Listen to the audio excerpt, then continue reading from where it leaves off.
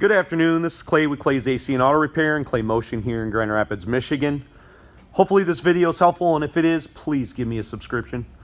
Click the notifications. I'm sure I'm going to save you a couple $100 with this video.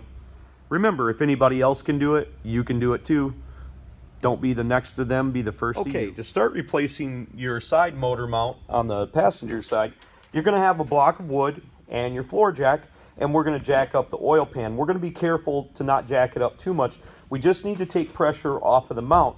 We do not want to crack the oil pan. Most oil pans are made out of aluminum. So we don't want to jack too hard on it.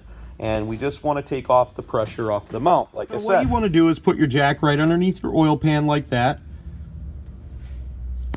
With our engine jacked up a little bit, it's super simple to get the 5 14mm bolts out. There. I'm going to take them two out, the you see pulled up, and then there's one right back there. I used a 6-inch extension with the deep well 14mm to accomplish this. Very easy. Now we can pull it out and inspect it.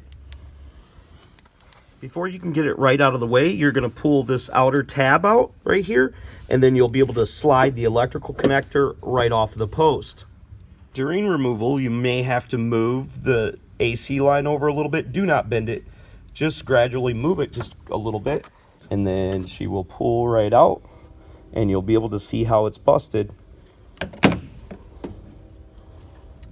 So with your new part in hand, you can take the 17mm bolt out of the housing and install the new mount. During the reassembly portion, remove the bumpers from the old bracket and put them on the new one if they were there.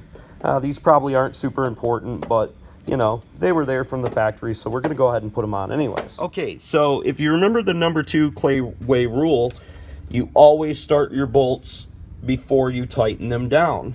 What's rule number 1? Oh, rule number 1, you ask? That's a good question.